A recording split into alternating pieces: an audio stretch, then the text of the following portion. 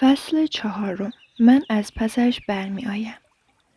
هر کسی مشکلات خودش را دارد و زندگی همیشه آنطور که می خواهیم نیست و نخواهد بود. همه ما زمانهایی پر از احساس سرافکندگی و شکست هستیم و وقتهایی فکر می کنیم که هیچ چیز طبق میلمان پیش نمی رود. شاید در آن شرایط کاملا تسلیم نشده باشیم، ولی آن نزاع و کشمکشی که در درون خود داریم خیلی جدی است. تو می توانستی با مشکل بغرنجی مواجه شده باشی، برای مثال ورشکسته شده باشی، همسرت تقاضای طلاق کرده باشد، با ماشینت تصادف کرده باشی و یا هر سه حادثه با هم در یک زمان رخ داده باشد. این دیگر نهایت بدشانسی است، نه؟ یا می توانست کمی خفیفتر باشد. پیراهن مورد علاقه‌ات را گم کرده باشی، عینکت شکسته باشد، سگت با بسته پستی از مثل اسباب بازی رفتار کرده باشد. شب گذشته به اندازه کافی نخوابیده باشی یا شامت را سوزانده باشی. مسئله این است که تجربه‌های منفی که همه ما در زندگی داریم به ندرت فقط شامل یک موضوع هستند. آنها پخش می شوند، مثل یک سم شیمیایی به تمام جنبه‌های زندگی ما نفوذ می کنند. اگر مشکل مالی داری، چه آگاهانه و چه ناخودآگاه، موقع صرف شام استرس خواهی داشت. این یعنی از آن وعده شامت لذت نمیبری. کم کم در قبال مسائل خانواده احساس نگرانی و عصبانیت میکنی. در قبال همسرت بیمیل میشوی و از بچه‌هایت فاصله میگیری. از وق زدنهای سگت یا وقتی همسایه ها سر و صدا میکنند به سطوح میآیی. مسئله جزئی مثل ترافیک یا صفای طولانی بیدرنگ تو را به خشم و عصبانیت وامی دارند. شبیه این است که تمام زندگی ما لکه‌دار شده باشد، مثل اینکه یک مشکل کوچکتر به یک تصویر بزرگ نشت کرده باشد.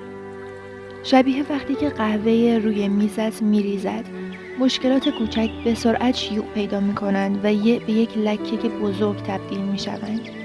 همچنان که یک لکه قهوه‌ای بیرحمانه به سمت لپتاپ، تلفن و قفسه صورت حساب ها حرکت می کند و تو امیدوارانه با دستمالت در تلاشی بی ثمر برای انکار فاجعه به دنبال پاک کردن این آشفتگی هستی، با این همه اوضاع را بدتر از قبل می کنی. این به هم ریختگی جزئی می تواند تمام زندگیت را تحت تاثیر قرار دهد تا جایی که احساسات در قبال آن تبدیل به دریچه‌ای می شود که از آن به هر چیزی می نگری.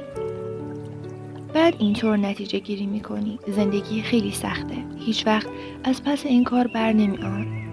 همه آدم ها یه مشت عوضی، دیگه تحمل این زندگی رو ندارن. هیچ یک از عقاید بالا واقعیت رو نشان نمی دهد. اهمیتی هم ندارد که الان چه فکری در سر داری، بلکه برداشت ما از واقعیت را نشان می دهد. متاسفانه وقتی درست وسط این بحبوح گیر افتادی، دانستن این موضوع ابداً کمکی به تو نمی کند و البته تمام اینها شاید اوضاع را حتی بدتر هم بکند. یک تجربه منفی خودم یا زندگیم تضمینی برای موفقیت من در غلبه بر مشکلات نیست، چه برسد به اینکه بخواهم از زندگی لذت ببرم. در برخورد با این موضوع ما باید نگاهمان را به مشکلات و جهان تغییر دهیم و نگاهی نو، مثبت‌گرا و نگرشی ریشه‌ای اقتباس کنیم. به همین دلیل جمله بعدی من این است: من از پسش برمی آیم. مشکلات را در تناسب با عوامل دیگر بسنج. اگر تمام بدبختی‌های بشر را در یک جا جمع کنید که از آنجا هر کسی باید قسمتی مساوی بردارد، اغلبشان از برداشتن سهم خود و به دنبال زندگی خود رفتن خوشنود و راضی خواهند بود. سقراط.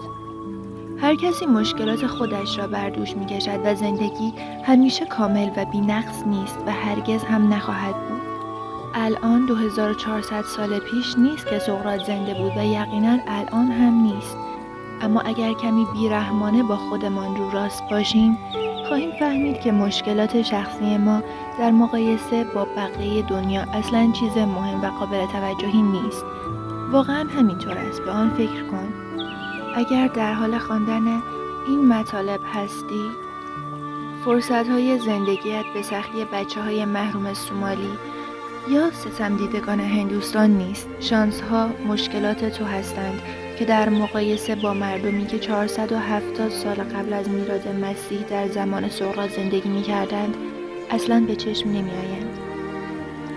یعنی قبل از اینکه پزشکی پیشرفته یا الکتریسیته یا اتومبیل‌ها یا قوانین حفظ امنیت عمومی وجود خارجی داشته باشند، حتی نیازی نیست که به آن طرف دنیا یا حتی به گذشته سفر کنی تا این مقایسه را انجام دهی. کافی است به آن طرف شهری که ساکنی بروی یا حتی پیرامون خودت در اداره یا بین همسایه‌های خود کمی جستجو کنی.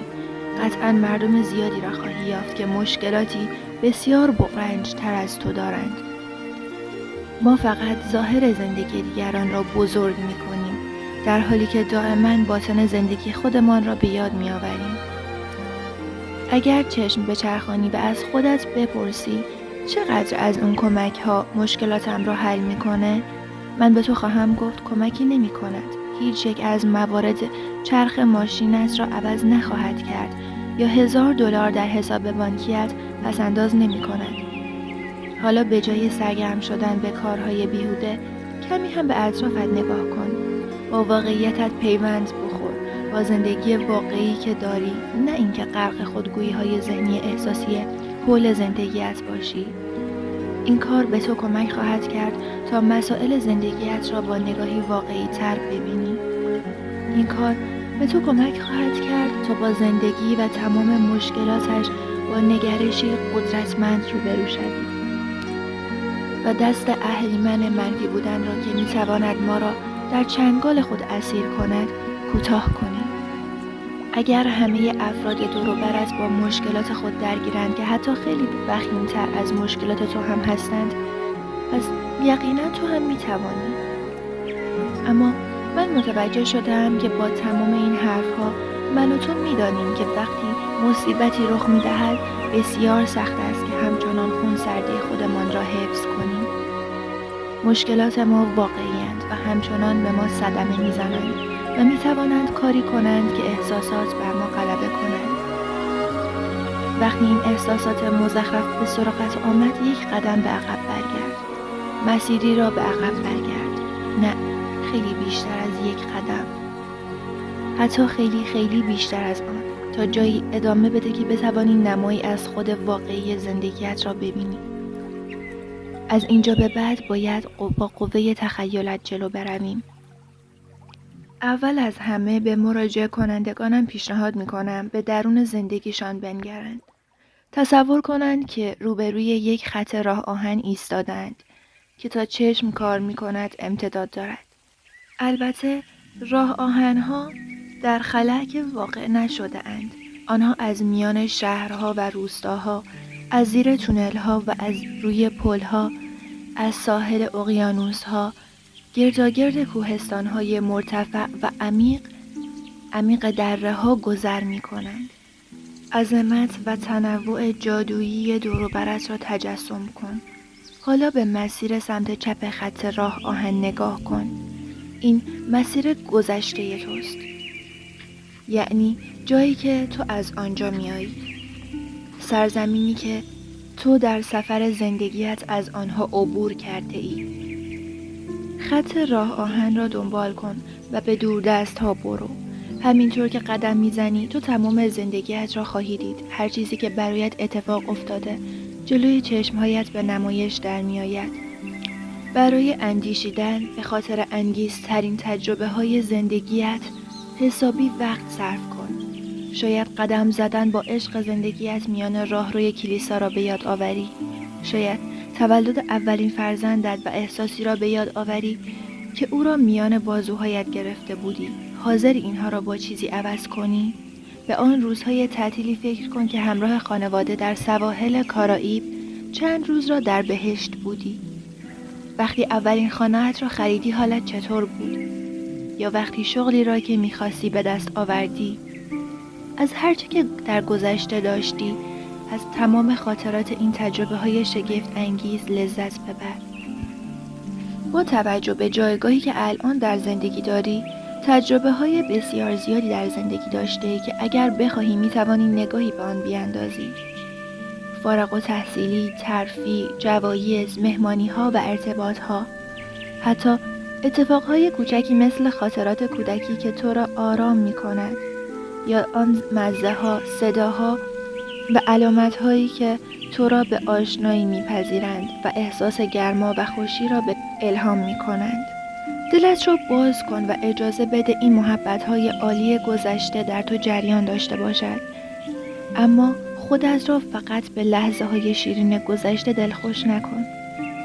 به اتفاقهای بد و ناخوشایند هم فکر کن. تمام آن دورانی که در کش می‌بردی یا خود را شکست خورده احساس می‌کردی به یاد بیاور. بگو مگوها، جدایی‌ها، جریمه‌های رانندگی یا صورت حساب‌هایی که پرداخت نکرده بودی. یادت هست وقتی می‌خواستی از خانه جیم بزنی ولی پدر مادرت مچت را می‌گرفتند و در خانه زندانیت می‌کردند؟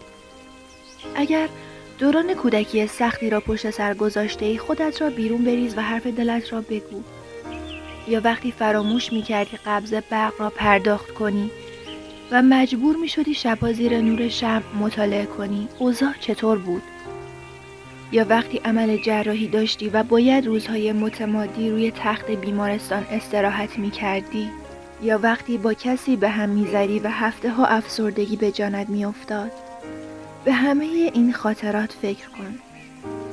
از ناراحت کننده ترین و تکانده ترین تا اتفاقهایی که پر از خشم، رنجش و پشیمانی بودند. تمام آن دردسرهایی را به یاد بیاور که با آنها مواجه شدی و کم کم بر آنها غلبه کردی. قسمت اعظم آنها شبیه همین گرفتاری هایی است که در حال حاضر با آنها درگیر هستی. آن روزها احتمالاً احساسات زیادی داشتی. فکر می‌کردی که هرگز همسر سابقت را فراموش نمی‌کنی یا دیگر شغل بهتری پیدا نمی‌کنی یا در مواقعی هرگز در تحقیر و شرمندگی زندگی نخواهی کرد. اما همه این اتفاقها افتاد. تو ایستادی، ادامه دادی و به گذشته نگاه کردی و حالا برخی از آن مشکلات تا اندازه‌ای به نظرت احمقانه جلوه می‌کنند. آیا الان می‌توانی باور کنی که وقتی در امتحان ریاضی دبیرستان نمره بد می‌گرفتی چقدر ناراحت می‌شدی؟ یا وقتی هرگز نتوانستی با دختر یا پسر مورد علاقت برای بار دوم قرار بگذاری چقدر حالت بد شده بود؟ حالا حتی مشکلات خیلی بزرگتر کاملا متفاوت به نظر می‌رسند. با این همه از تمام آنها گذشتی و نهایتاً آن مشکلات به ساختن و قوی‌تر کردن کسی که در حال حاضر هستی کمک کردند. به آینده نگاه کن. حالا تو به انتهای یکی از دو سمت راه آهن سفر کرده ای و زمان آن رسیده است که برگردی و راه سمت دیگر را در پیش بگیری. حتما متوجه شده ای که مسیر سمت راست آینده توست. در این مسیر تو چیزهایی را خواهی یافت که قرار است اتفاق بیفتد. تمام تجربه ها و رویدادهایی که در زندگی منتظرت هستند. ارتباطهای جدید با آدمهایی که تا حالا ملاقاتشان نکرده ای. مکانهایی که تا حالا در آنها حضور نداشته ای. کارهایی که همیشه میخواستی امتحانشان کنی. وقتی برای اولین بار کسی را که واقعاً برایت جذاب است میبوسی، هیجان بی‌نظیری را تجربه خواهی کرد. یا ارتباط، رضایت و آرامش پیر شدن کنار کسی که دوستش داری. شاید تو فرزندانی خواهی داشت و بزرگ شدن آنها، نمره‌های خوبشان در کلاس، امتیاز گرفتنشان در تیم فوتبال و تئاتر، اجرا کردنشان در مراسم مدرسه را نظاره خواهی کرد. هیچ وقت آنها عشق زندگیشان را به تو معرفی نخواهند کرد. و بعد از آن صحنه‌هایی از رفتن به سینما یا دیزنی ورلد با نوه‌هایت را خواهی دید. ظرفیت‌ها و فرصت‌های بکر و دست نخورده‌ای وجود دارد که در آینده منتظرت هستند. چه اتفاق مهمی از زندگیت باشند و چه شبی پر از خنده با بهترین دوستانت. آینده قطعاً چیزهای خیلی خوبی برایت در گنج پنهان کرده است. البته باید بدانی که همه آنها خوش و خرم نیستند. دردسرها و رنجهایی هم در انتظارت نشستند. ناامیدی‌ها، شکست‌ها، جنگ‌ها و ترس‌ها. در اینها متوقف نشو و به تمام مسیر تا انتها خوب نگاه کن. تا انتهای انتها. درست است. این زندگی به خط پایان نزدیک خواهد شد. نیروی زندگی در این جسم فیزیکی از حرکت خواهد ایستاد. تجربه بودنت به پایان خواهد رسید. به روزی فکر کن که مرگ به سراغت خواهد آمد. میدانم که اصلا خوشایند نیست. اما حتما پیش خواهد آمد. پس چرا از الان آن را نپذیریم؟ در این زندگی تو مجبور به انجام کارهایی هستی که دوست نداری. افرادی را میبینی که خوشت نمی آید و در مکانهایی حضور پیدا میکنی که علاقه ای نداری. مردم همانقدر که راحت و سریع وارد زندگیت میشوند همانطور هم ترکت میکنند. تو پول زیادی از دست خواهی داد. چیزهای زیادی خراب خواهند شد و سگت هم خواهد مرد. اما تو از همه اینها گذر خواهی کرد. چه خوب چه بد. دقیقاً همانند کاری که در گذشته کردی. تو همانند قهرمانی هستی که آنجا خواهی ایستاد و مقاومت خواهی کرد، چون همه آنها فقط صحنه گذرا از فیلم داستان زندگیت هستند. دریایی از اتفاقها. در تاریک‌ترین لحظه هاست که باید به نور بنگریم. ارسطو. هدف این تمرین این است که کاری کنند تا دورنمای همه چیز را ببینی. تو خیلی چیزها را تجربه کرده ای و چیزهای زیادی هم هست که تجربه نکرده ای. برای چیزهایی که الان با آنها درگیری وقت بگذار و تجربهشان کن. تمام کارهای مهمی که امروز داری فقط جزئی از دریای کارها و امور زندگیت است. قایق تو به راحتی غرق نشده و نخواهد شد.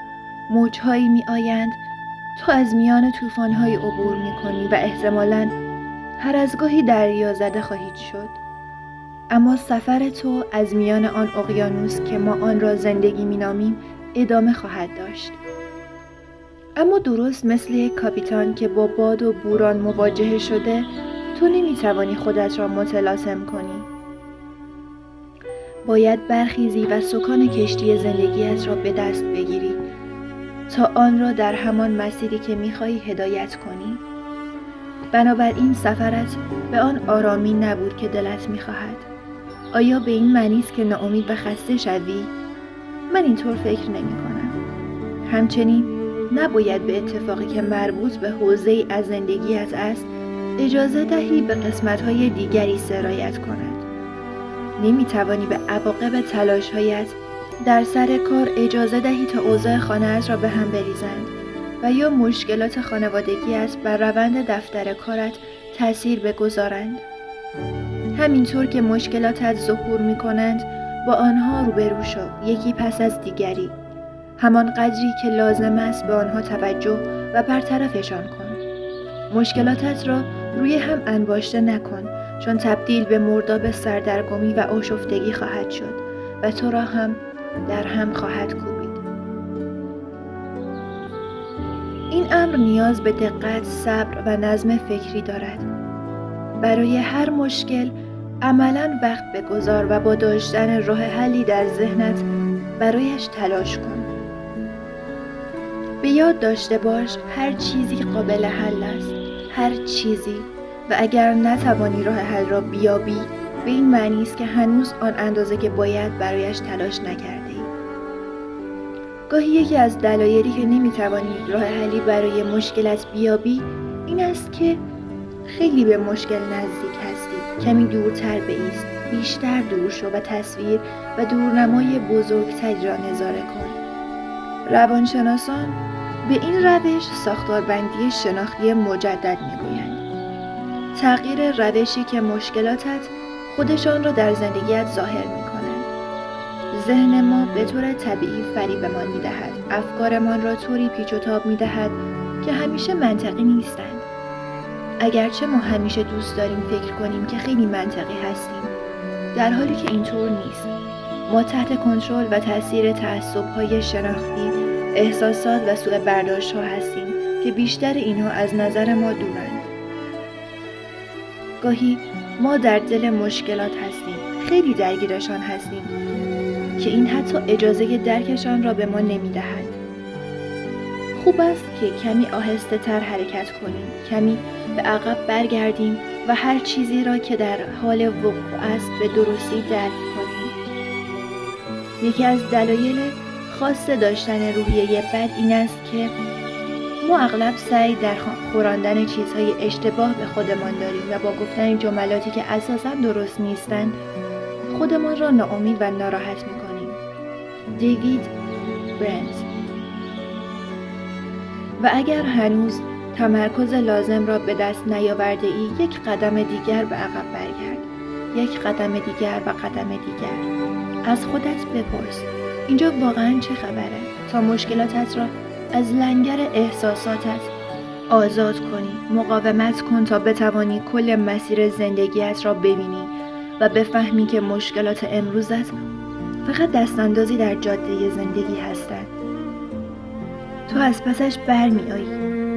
وقتی نهایتاً تمام مسائل را در یک دورنما قرار می دهی، به این عبارت می رسی: من از پسش برمی آیم.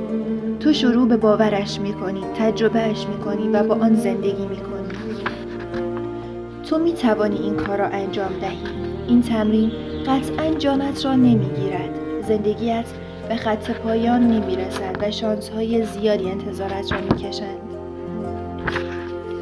عبارت من از پسش برمی آیم به این معنی نیست که تو راه حل عالی داری، بلکه به این معنی است که به آن چرخ دست پیدا کرده ای. همانطور که از ابتدای مسیر می توانستی نظرت را بگویی، الان هم می توانی نظرت را بگویی. همیشه جالب نیست، ولی توانستی این کار را انجام دهی. البته این را برای آنکه مخفی کاری کرده باشیم یا حس خوبی در تو ایجاد کرده باشیم نمیگوییم. اگر به سابقت نگاهی بیاندازی میبینی که خودت توانستی این کار را انجام دهی. با خود واقعیت در ارتباط باش و به او بگو من از پسش برمی آیم. من از پسش برمی آیم. من از پسش برمی آیم. پایان فصل 4.